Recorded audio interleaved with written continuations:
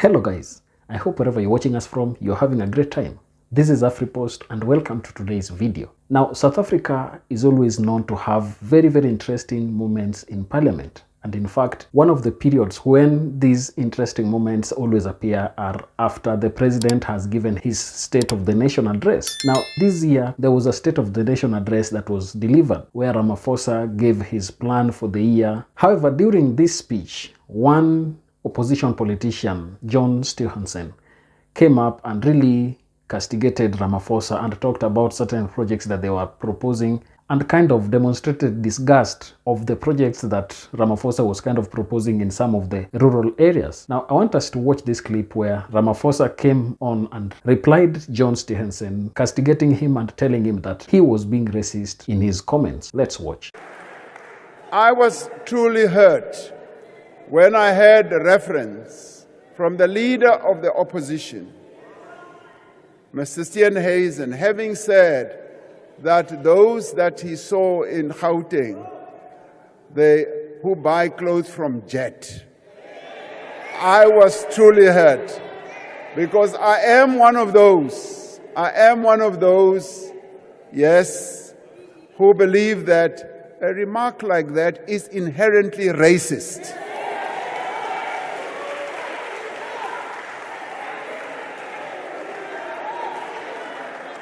Because to refer to people like that and say, yes, those people who go and buy either their shoes or wherever at such and such a shop is degrading, humiliating, and demeaning, and is racist. That's all you can say.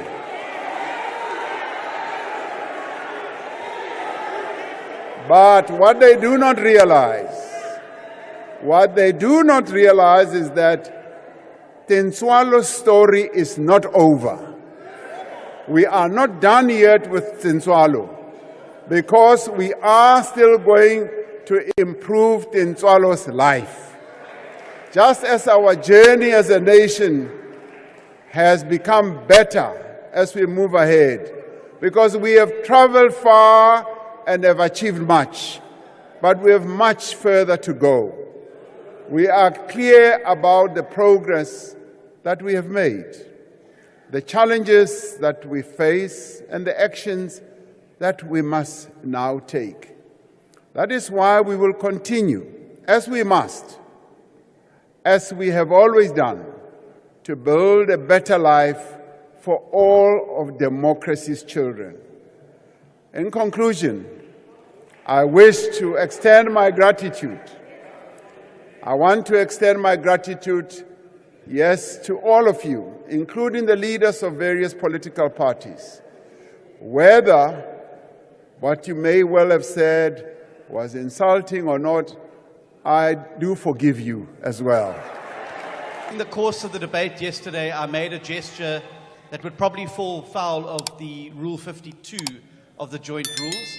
I wish to apologize to the member concerned and withdraw unconditionally. Thank you. Thank you, Honourable Member. Thank you.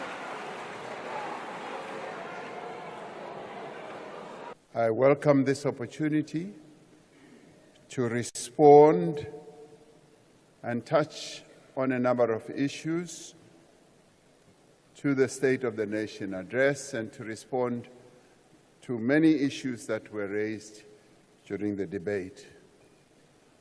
I want to start off by applauding not only Mr. Steenhuisen or Honourable Steenhuisen, but a number of other members of this joint sitting for having heeded your rulings, Speaker, and having had the courage and the willingness to apologize when an apology was called for, to withdraw whatever they might have said during the heat of the debate.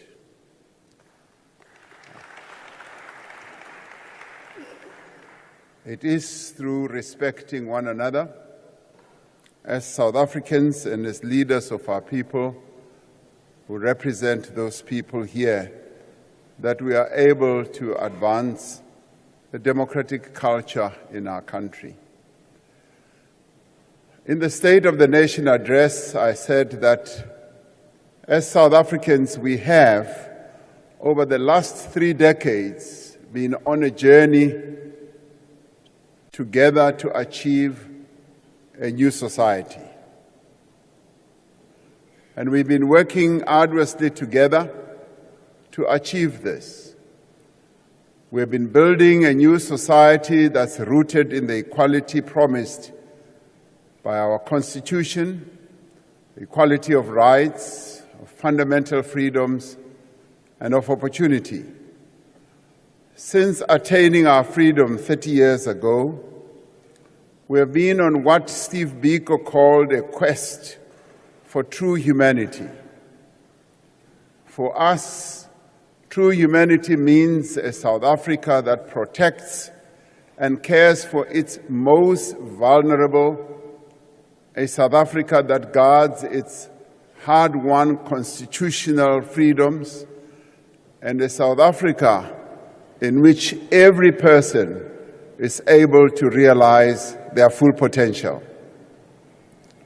In the State of the Nation speech or address, we reflected on the last 30 years because the past does enable us to understand the present, and it inspires the actions we must take to build the future. So we cannot forget the past, even if we wanted to.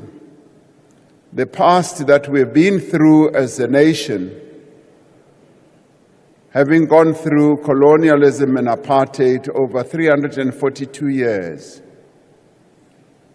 has left deep scars in many of our people. And those scars are not going to be washed away or wished away. The past reminds us of the responsibility that freedom has placed on our shoulders to forge ahead, as we have done as this administration, to realize for all South Africans the promise of a better life. The debate in this House over the last 2 days has shown that there are sharp differences among political parties about our past. There are also sharp differences about our present and indeed about our future as well.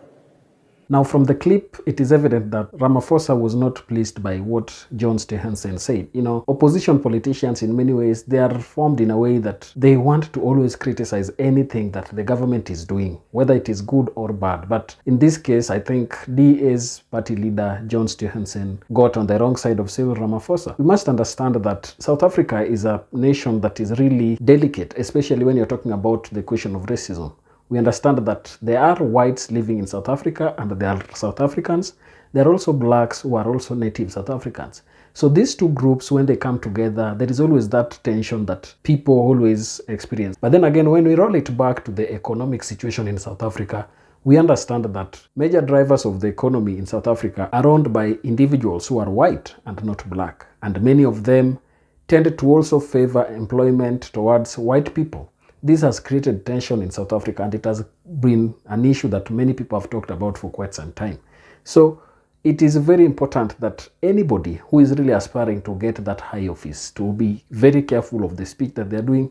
But it is always very good for leaders to engage in a sober manner and also have a way through which they can administer good leadership to their people. The DA leadership has for many times tried to advance the call for respect of the whites living in South Africa. And in fact, there are also other parties in South Africa that have wanted to separate from the main South Africa as a country so that they also have their own country. So this is something that many people have fought, and they don't want such kind of a thing to happen. So being that the country is having two different races living together, it is very important that these leaders work together and find a way through which they can homogenize everything to be very representative and advance the cause of helping the common man. Please tell me your comment about the video down in the comment section. And if you're watching us for the first time, please don't forget to subscribe to this channel, like this video, and also share. Thank you, and may the good Lord bless you. Goodbye.